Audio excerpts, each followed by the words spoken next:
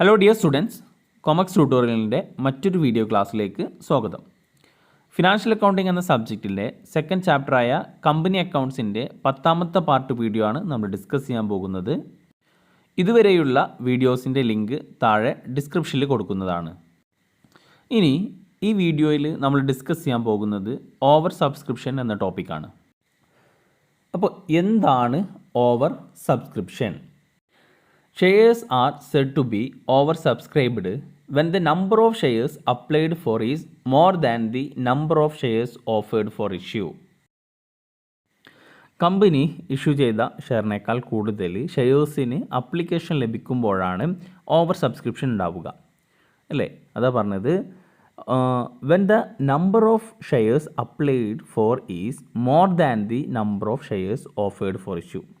അപ്പോൾ ഇഷ്യൂ ചെയ്ത ഷെയറിനേക്കാൾ കൂടുതൽ അപ്ലിക്കേഷൻ ലഭിച്ചിട്ടുണ്ടെങ്കിൽ അതിനെയാണ് ഓവർ സബ്സ്ക്രിപ്ഷൻ എന്ന് പറയുക. For example, A limited 10,000 shares issue ചെയ്തു.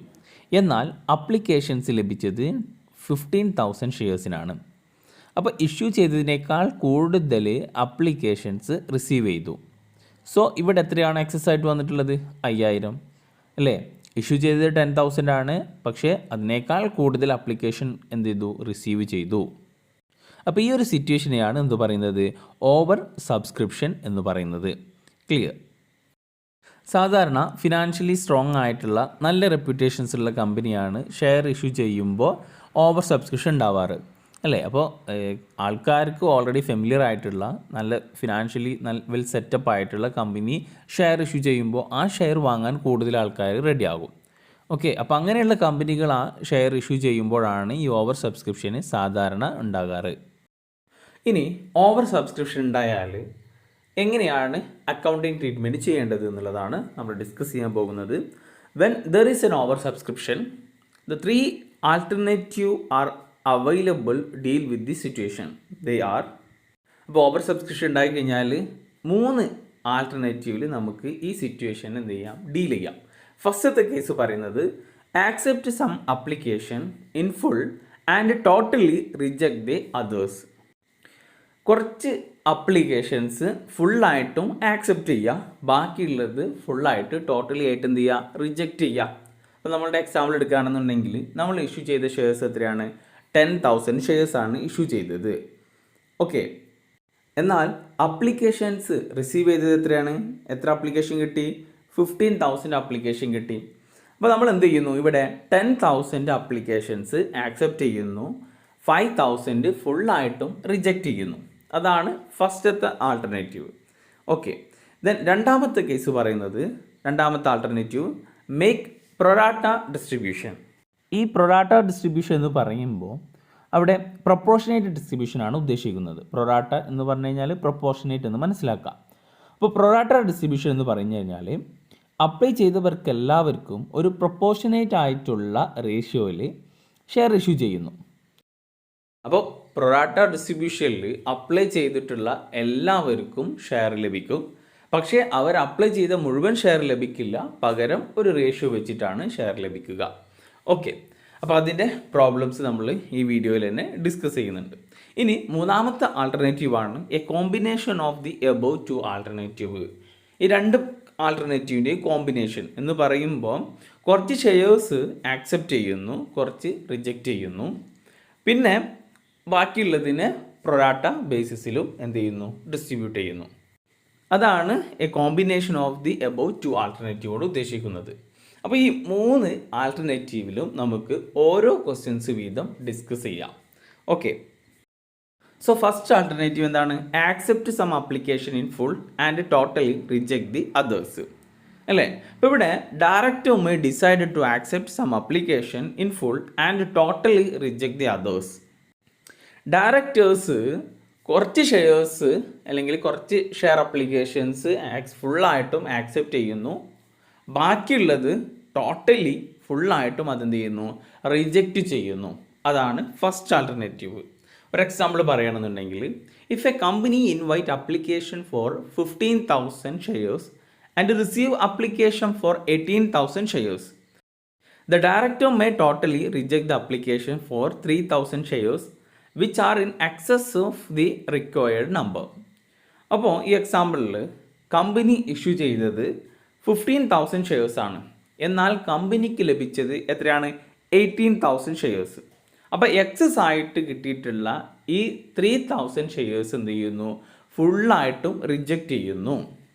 അപ്പോൾ ബാക്കി വരുന്ന 15,000 ഷെയർസിൻ്റെ അപ്ലിക്കേഷൻസ് ആക്സെപ്റ്റ് ചെയ്യുന്നു. ക്ലിയർ? അതാണ് ഫസ്റ്റ് ആൾട്ടർനേറ്റീവ്. അപ്പോൾ ഇതിൽ ഒരു പ്രോബ്ലം നമുക്ക് നോക്കാം. ക്വസ്റ്റ്യൻ ഇതാണ്: Kamal and company limited issued for public subscription 40,000 equity share of ₹10 each. അപ്പോൾ കമാൽ ആൻഡ് കമ്പനി ലിമിറ്റഡ് 10 രൂപയുടെ 40,000 ഇക്വിറ്റി ഷെയർസ് ഇഷ്യൂ ചെയ്തു. എങ്ങനെയാണ് ഇഷ്യൂ ചെയ്യുന്നത്? 2 on application, 4 on allotment and balance on first and final call. അപ്പോൾ 2 ആപ്ലിക്കേഷന്, 4 അലോട്ട്മെൻറ്റ്. അപ്പോൾ first and final കോളിൻ്റെ amount എത്രയാകും? 4 തന്നെയാണ് അല്ലേ? Application for 15,000 share were received. Applications എത്ര കിട്ടി? 50,000 ഷെയർസിൻ്റെ അപ്ലിക്കേഷൻസ് റിസീവ് ചെയ്തു. Application money received on excess application 10,000 was returned. അപ്പോൾ എക്സസ് ആയിട്ട് കിട്ടിയിട്ടുള്ള 10,000 ഷെയർസിൻ്റെ അപ്ലിക്കേഷൻസ് മണി അതെന്ത് ചെയ്യുന്നു? റിജക്റ്റ് ചെയ്യുന്നു. The call was made and all the amount due was received in full pass necessary journal entry. Okay, ഇത് നമ്മൾ excess ആയിട്ട് വരുന്ന അപ്ലിക്കേഷൻസ് റിജക്റ്റ് ചെയ്ത് കഴിഞ്ഞുള്ള എൻട്രി നമ്മൾ മുന്നേ പഠിച്ചതാണ്. അത് തന്നെയാണ് ഇവിടെയും അപ്ലൈ ചെയ്യുന്നത്. അപ്പോൾ നമുക്ക് ആൻസറിലേക്ക് കടക്കാം. ഇവിടെ ആൻസറിലേക്ക് നോക്കുകയാണെന്നുണ്ടെങ്കിൽ ഫസ്റ്റ് ജേർണൽ എൻട്രി എന്താണ് എഴുതുക? Bank account to share application. അപ്പോൾ ഇവിടെ ശ്രദ്ധിക്കുക, ഷെയർ അപ്ലിക്കേഷൻസ് എത്രയാണ് റിസീവ് ചെയ്യുന്നത്? 15,000 അപ്ലിക്കേഷൻസ് റിസീവ് ചെയ്യുന്നു. അപ്ലിക്കേഷൻ്റെ മണി എത്രയാണ്? 2 രൂപ. അപ്പോൾ 50,000 ഷെയർസിന് 2 രൂപ വെച്ചിട്ട് അപ്ലിക്കേഷൻ മണി റിസീവ് ചെയ്യുന്നുണ്ട് അല്ലേ? അപ്പോൾ ആദ്യം എൻട്രി എന്ത് എഴുതും? Bank account to equity share application amount 1 lakh. എങ്ങനെ 1 lakh വന്നത്? 50,000 ഇൻറ്റു 2. സംഭവം 40,000 ഷെയർസാണ് ഇഷ്യൂ ചെയ്തിട്ടുള്ളൂ. പക്ഷേ അപ്ലിക്കേഷൻസ് റിസീവ് ചെയ്തത്, അപ്ലിക്കേഷൻ റിസീവ് ചെയ്യുമ്പോൾ അതിൻ്റെ കൂടെ അപ്ലിക്കേഷൻ മണിയും കൂടി റിസീവ് ചെയ്യും. അപ്പോൾ അപ്ലിക്കേഷൻ മണി റിസീവ് ചെയ്യുന്നത് എത്രയാണ്? 50,000 ഷെയർസിൻ്റെ അപ്ലിക്കേഷൻ മണിയാണ് റിസീവ് ചെയ്തത്. So 50,000 into 2 1 lakh. ഓക്കെ, ഇനി ആ അപ്ലിക്കേഷൻ മണി നമ്മൾ ഇക്വിറ്റി ഷെയർ ക്യാപിറ്റലിലേക്ക് ട്രാൻസ്ഫർ ചെയ്യുന്നു. അപ്പോൾ എൻട്രി എന്ത് വരിക? Equity share application account up to equity share capital amount എത്ര വരിക? 80,000. ഇവിടെ ശ്രദ്ധിക്കുക, എപ്പോഴും ഇക്വിറ്റി ഷെയർ ക്യാപിറ്റലിലേക്ക് ആ ഫേസ് വാല്യൂ ആണ് വരിക. എന്ന് വെച്ച് കഴിഞ്ഞാൽ ഇപ്പോൾ അപ്ലിക്കേഷൻ മണീൻ്റെ ആക്ച്വൽ അപ്ലിക്കേഷൻ മണി എത്രയാണ്? 2 രൂപയാണ് അല്ലേ? അപ്പോൾ ആ 2 രൂപയാണ് വരിക. ഓക്കെ, അപ്പോൾ ഇക്വിറ്റി ഷെയർ ക്യാപിറ്റലിലേക്ക് ട്രാൻസ്ഫർ ചെയ്യുമ്പോൾ അപ്ലിക്കേഷൻ്റെ ആക്ച്വൽ മണി എത്രയാണ്? അതാണ് പോവുക. ഓക്കെ, അപ്പോൾ നമ്മൾ പറഞ്ഞു 40,000 അപ്ലിക്കേഷൻസ് ആണ് ഇഷ്യൂ ചെയ്തത്, 50,000 അപ്ലിക്കേഷൻസ് റിസീവ് ചെയ്തു. എക്സസ് ആയിട്ട് കിട്ടിയത് എത്രയാണ്? 10,000 ആണ് എക്സസ് ആയിട്ട് കിട്ടിയിട്ടുള്ളത്. അപ്പോൾ എക്സസ് ആയിട്ട് കിട്ടിയിട്ടുള്ള അപ്ലിക്കേഷൻ മണി എന്ത് ചെയ്യുന്നു? റിജക്റ്റ് ചെയ്യുന്നു, റിട്ടേൺ കൊടുക്കുന്നു, അത് തിരിച്ചു കൊടുക്കുകയാണ്. അപ്പോൾ തിരിച്ചു കൊടുക്കുമ്പോൾ എൻട്രി എന്താകും? Equity share application account up to bank amount 20,000. എങ്ങനെ 20,000 വന്നത്? 10,000 ആണ് എക്സസ് ആയിട്ട് കിട്ടിയിട്ടുള്ളത് ഇൻറ്റു 2. ഓക്കെ, അപ്പോൾ 20,000 കിട്ടി. ക്ലിയർ? ബാക്കിയുള്ളതൊക്കെ നമ്മൾ മുന്നേ ചെയ്തതുപോലെ തന്നെയാണ്. അലോട്ട്മെൻറ്റ് മണി ഡ്യൂ ആകുമ്പോൾ എൻട്രി എന്താണ്? Equity share allotment account up to equity share capital amount എത്ര വരിക? 40,000 ആണ് ഷെയർസ് ഇൻറ്റു 4. അപ്പോൾ 1,60,000. ഓക്കെ, ഇനി അലോട്ട്മെൻറ്റ് മണി റിസീവ് ചെയ്യുമ്പോൾ bank account to equity share allotment amount 1,60,000 തന്നെയാണ്. Then next first and final call money due ആകുമ്പോൾ entry equity share first and final call account to equity share capital. ഇവിടെയും amount 1,60,000 തന്നെയാണ് അല്ലേ? Call money first and final call money എത്രയാണ്? 4 രൂപയാണ്. അപ്പോൾ 4 into 40,000 1,60,000. Then bank account to equity share first and final call amount again 1,60,000. Okay, അപ്പോൾ ഇവിടെ allotment മണിയും call മണിയും ഒക്കെ ഫുള്ളായിട്ടും റിസീവ് ചെയ്തിട്ടുണ്ട്. അപ്പോൾ ഇവിടെ ശ്രദ്ധിക്കുക, നമ്മളിവിടെ ഈ ഒരു ക്വസ്റ്റ്യനിൽ എന്താണ് പഠിച്ചത്? എക്സസ് ആയിട്ട് വരുന്ന അപ്ലിക്കേഷൻസ് നമ്മൾ എന്ത് ചെയ്യുന്നു? റിജക്റ്റ് ചെയ്യുന്നു. ഓക്കെ, അപ്പോൾ എക്സസ് ആയിട്ട് വരുന്ന ആപ്ലിക്കേഷൻ റിജക്റ്റ് ചെയ്യുമ്പോൾ entry equity share application accounted to bank. Clear? അപ്പോൾ നമ്മൾ ഫസ്റ്റ് ആൾട്ടർനേറ്റീവ് പഠിച്ചു. ഫസ്റ്റ് ആൾട്ടർനേറ്റീവ് എന്തായിരുന്നു? Accept some applications in full and totally reject others. Okay, ഇനി രണ്ടാമത്തെ ഇമ്പോർട്ടൻ്റ് ആയിട്ടുള്ള ആൾട്ടർനേറ്റീവാണ് പ്രൊറാട്ട അലോട്ട്മെൻറ്റ്. എന്താണ് പ്രൊറാട്ട അലോട്ട്മെൻറ്റ് എന്നുള്ളത് നമ്മൾ പറഞ്ഞു കഴിഞ്ഞു അല്ലേ?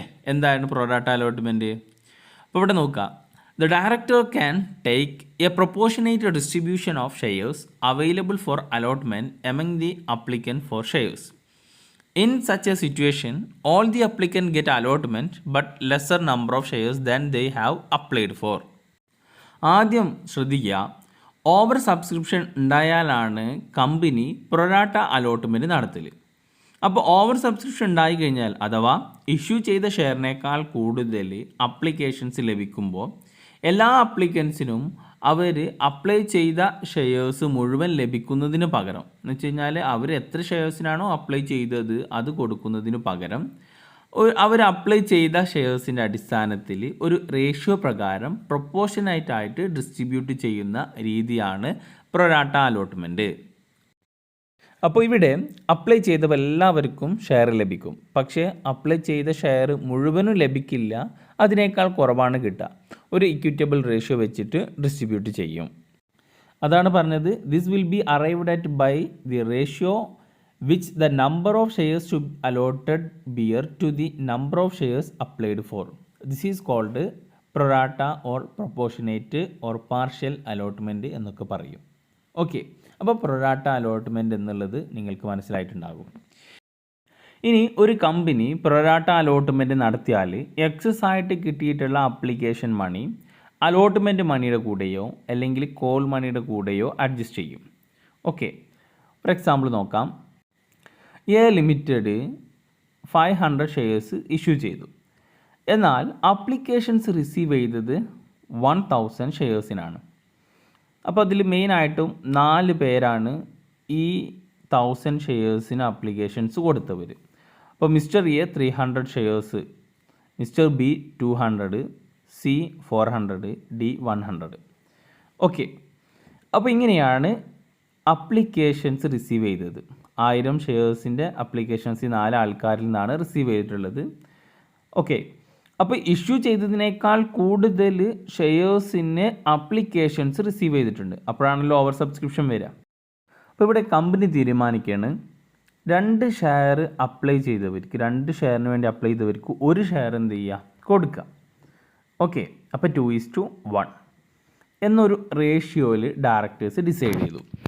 അപ്പോൾ ഇതൊക്കെ കൂടിയിട്ട് മൊത്തം ഈ 4 പേരും കൂടിയിട്ട് ഷെയർ അപ്ലിക്കേഷൻസ് കൊടുത്തത് 1000 ഷെയർസിനാണ്.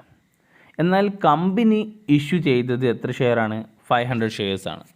അപ്പോൾ ഒരു റേഷ്യോയിൽ കമ്പനി എന്ത് ചെയ്യുന്നു, ഇവർക്ക് ഷെയർസ് അലോട്ട് ചെയ്യുന്നു. അപ്പം 300 ഷെയർ ഉള്ളവർക്ക് എന്ത് ചെയ്യാണ്, അതിൻ്റെ റേഷ്യോയിൽ കൊടുക്കുകയാണ്.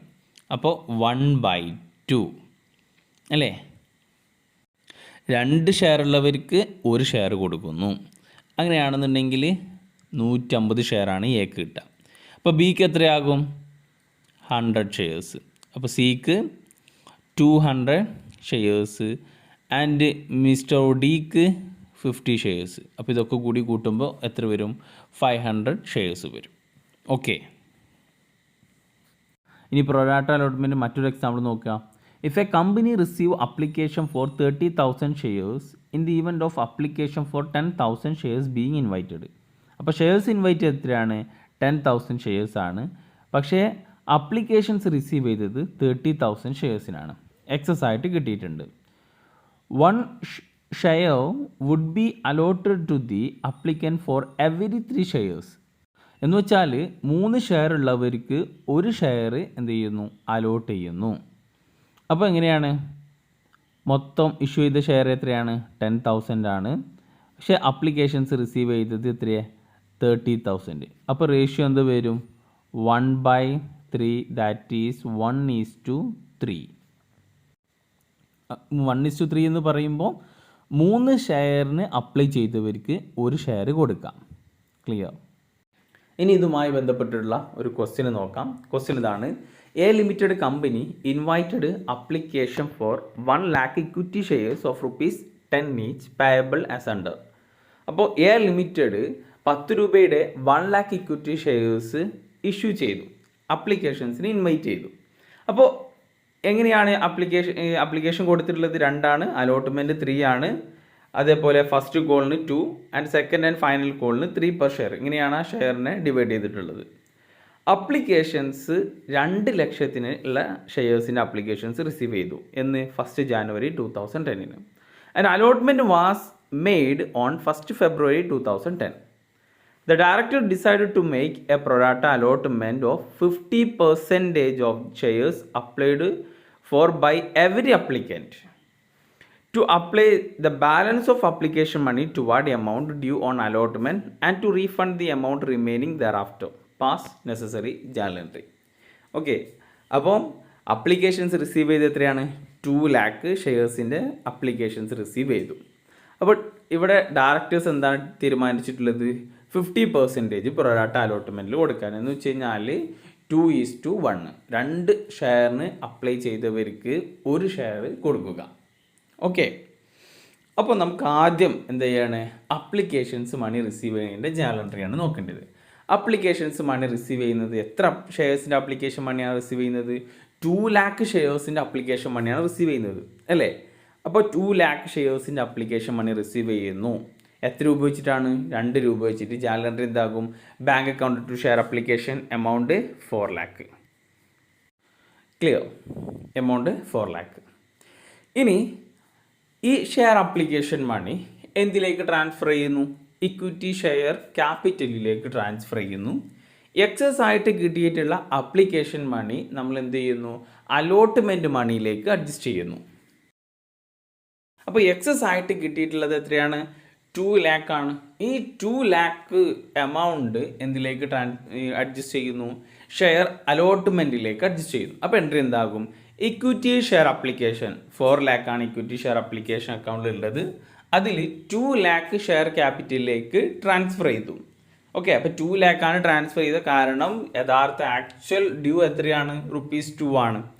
ഓക്കെ, ദെൻ ഇക്വിറ്റി ഷെയർ അലോട്ട്മെൻറ്റിലേക്ക് നമ്മൾ എന്ന് വെച്ച് കഴിഞ്ഞാൽ എക്സസ് ആയിട്ട് കിട്ടിയിട്ടുള്ള ഷെയർസ്, എക്സസ് ആയിട്ട് എത്ര ഷെയർസാണ് കിട്ടിയിട്ടുള്ളത്? 1 lakh. അതിന് എത്ര രൂപ വെച്ചിട്ട്? 2 രൂപ വെച്ചിട്ട്. അപ്പോൾ 2 lakh rupees എക്സസ് ആയിട്ട് കിട്ടിയിട്ടുണ്ട്. അത് അലോട്ട്മെൻറ്റ് മണിയിലേക്ക് അഡ്ജസ്റ്റ് ചെയ്യുന്നു. അപ്പോൾ എത്രയാണ്? 2 lakh ഇക്വിറ്റി ഷെയർ അലോട്ട്മെൻറ്റിലേക്ക് എഴുതി. ഓക്കെ, ഇനി ഷെയർ അലോട്ട്മെൻറ്റ് എന്ത് ചെയ്യാണ്? ഡ്യൂ ആകുമ്പോൾ എൻട്രി എന്താ വരിക? Equity share allotment account to equity share capital amount എത്ര വരിക? 3 lakh. എങ്ങനെ 3 lakh വന്നത്? 1 lakh into 3. ഓക്കെ, 1 lakh ആണ് ഷെയർസ്, അല്ലേ? അപ്പോൾ 1 lakh ഷെയർസിൻ്റെ അലോട്ട്മെൻറ്റ് മണി പിന്നെ 1 lakh തന്നെയാണ് ഡ്യൂ ആകുക. അപ്പോൾ 3 lakh ഡ്യൂ ആയി. ഇനി 3 lakh ഡ്യൂ ആയി കഴിഞ്ഞ് കഴിഞ്ഞാൽ നമ്മൾ ക്വസ്റ്റ്യനിൽ പറയുന്നുണ്ട് എക്സസ് ആയിട്ടുള്ള അപ്ലിക്കേഷൻ മണി എന്തിലേക്ക് ട്രാൻസ്ഫർ ചെയ്തിട്ടുണ്ട്? അലോട്ട്മെൻറ്റ് മണിയിലേക്ക് ട്രാൻസ്ഫർ ചെയ്തിട്ടുണ്ട്. അപ്പോൾ ഇനി അലോട്ട്മെൻറ്റ് മണി റിസീവ് ചെയ്യുമ്പോൾ ആ 1 lakh ലെസ് ചെയ്തിട്ടുള്ള എമൗണ്ടാണ് കിട്ടുക. അപ്പോൾ അലോട്ട്മെൻറ്റ് മണി റിസീവ് ചെയ്യുമ്പോൾ എൻട്രി എന്താണ്? Bank account to equity share allotment amount എത്രയാണ്? 1 lakh ആണ്. എന്തുകൊണ്ടാണ് 1 lakh? 3 lakh കിട്ടാനുണ്ട്, അല്ലേ? പക്ഷെ അതിൽ ഓൾറെഡി 2 lakh നമ്മൾ അപ്ലിക്കേഷൻ മണി എക്സസ് ആയിട്ട് കിട്ടിയപ്പോൾ അതിന് അലോട്ട്മെൻറ്റ് മണിയിലേക്ക് മാറ്റിയിട്ടുണ്ട്. അപ്പോൾ ഓൾറെഡി 2 lakh കിട്ടിയിട്ടുണ്ട്. അപ്പോൾ ഇനി എത്ര കിട്ടുള്ളൂ? 1 lakh കിട്ടുള്ളൂ. അപ്പോൾ 1 lakh കിട്ടുന്നു. അപ്പോൾ bank account to equity share allotment account. Clear? Then equity share first call due ആകുമ്പോൾ entry equity share first call account to equity share capital amount 2 lakh. അപ്പോൾ അതിൽ ഒന്നും പുതുമയില്ല. 1 lakh into 2 that is 2 lakh. Then equity share first call receive ചെയ്യുമ്പോൾ entry എന്താണ്? Bank account to equity share first call 2 lakh തന്നെയാണ്. Then final call due ആകുമ്പോൾ equity share final call account to equity share capital 3 lakh amount എങ്ങനെ വന്നത്? 1 lakh into 3. Then bank account to equity share final call, ആ final call money receive ചെയ്യുമ്പോൾ entry. Okay, വളരെ സിമ്പിളാണ്, അല്ലേ? അപ്പോൾ നമ്മളിവിടെ ഈ വീഡിയോയിൽ 2 ആൾട്ടർനേറ്റീവ് പഠിച്ചു. ഫസ്റ്റത്തത് accept some applications in full and totally reject others. അപ്പോൾ കുറച്ചെണ്ണം ആക്സെപ്റ്റ് ചെയ്യുക, ബാക്കിയുള്ളത് ഫുള്ളായിട്ട് റിജക്റ്റ് ചെയ്യുക. രണ്ടാമത്തേത് പ്രൊറാട്ട അലോട്ട്മെൻ്റ് ആണ്, അത് നമ്മൾ പഠിച്ചു.